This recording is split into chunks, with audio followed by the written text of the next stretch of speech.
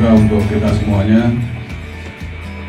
para anggota DPP dan pengurus DPW yang hadir pada kesempatan ini, serta para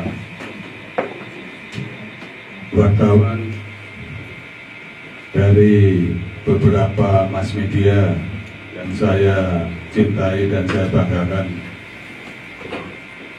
Pertama-tama, marilah kita senantiasa memanjatkan puji syukur kehadirat Tuhan yang Maha Besar, di mana atas rahmat dan ridhonya kita masih diberikan kesempatan untuk berkumpul pada hari ini untuk melaksanakan konferensi pers dalam rangka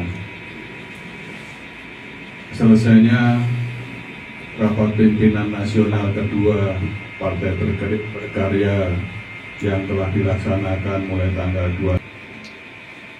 Rapat pimpinan nasional kedua Partai Berkarya yang telah dilaksanakan tanggal 28 sampai dengan tanggal 30 Mei kemarin merupakan forum tertinggi kedua setelah Munas ataupun Munaslup yang diikuti oleh ketua dan sekretaris 30 Dewan Pimpinan Wilayah Partai seluruh Indonesia dan juga 4 DPW diwakili oleh pengurus yang lain. Pada kesempatan Rapimnas kedua ini telah menghasilkan 16 keputusan. 16 keputusan ya antara lain mengenai masalah peraturan pedoman organisasi, mengenai masalah kaderisasi, mengenai lembaga bantuan hukum, kemudian juga keputusan pergantian antar waktu pengurus DPP dan juga beberapa pengurus DPW yang mengundurkan diri ataupun yang telah melanggar anggaran dasar, anggaran rumah tangga maupun pedoman organisasi Partai Berkarya. Keputusan yang kedua adalah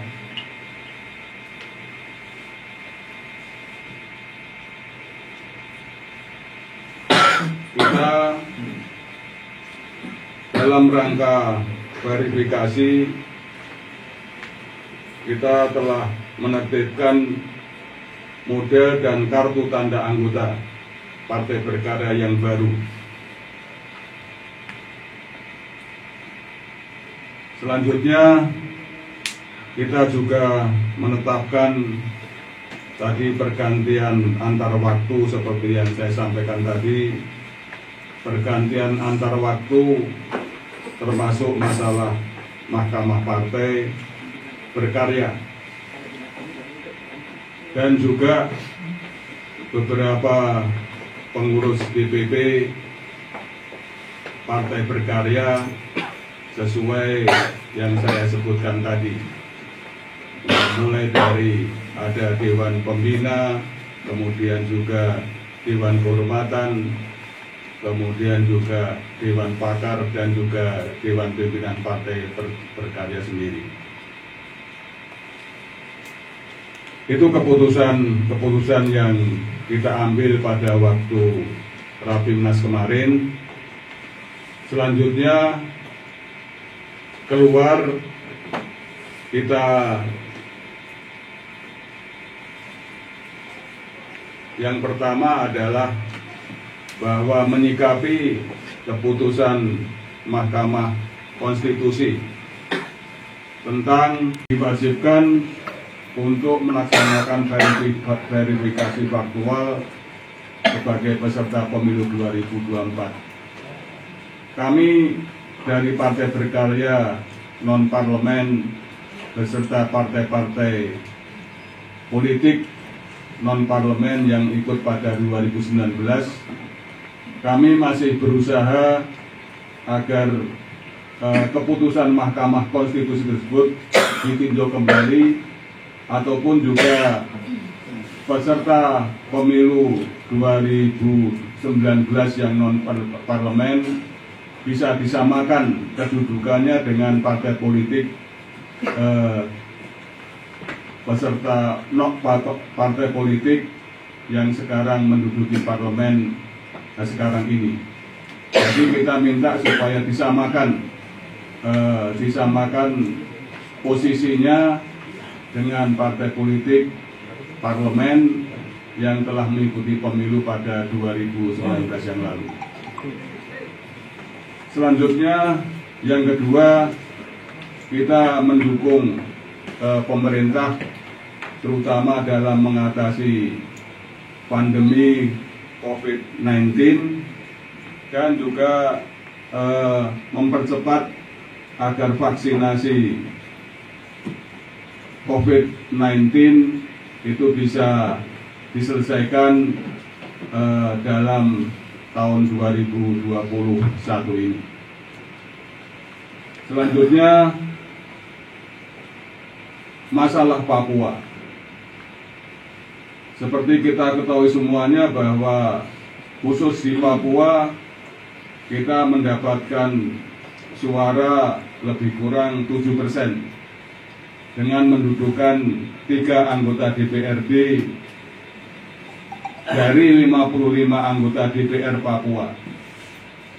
Mengenai masalah Papua ini, kami mendukung sikap pemerintah yang cukup tegas untuk menghadapi masalah kelompok kriminal bersenjata. Dan juga kita mendukung sikap pemerintah agar masalah otonomi khusus tetap dilanjutkan, namun harus dilaksanakan secara terukur dan transparan. Saudara-saudara sekalian, itulah hasil daripada rapat pimpinan nasional kedua tahun yang dilaksanakan tanggal 28 sampai dengan 30 Mei 2021 yang dilaksanakan di Cikarang kemarin. Mudah-mudahan apa yang saya sampaikan ini bisa memberikan kejelasan bahwa Partai Berkarya dalam menghadapi pemilu 2024 kita bisa melaksanakan persiapan sehingga kita bisa mendapatkan dan bisa mensukseskan pemilu 2024 yang akan datang. Saya kira itu yang perlu kami sampaikan. Sekali lagi terima kasih. Wassalamualaikum warahmatullahi wabarakatuh. Mungkin hanya tidak banyak, mungkin hanya sekitar, kalau presentasi hanya mungkin sekitar 10-15%, di mana kita lebih baik atau kehilangan satu, lebih baik kita kehilangan satu orang, ataupun kita kehilangan satu orang, tapi saya pikir yang ingin masuk lebih daripada 1000 orang.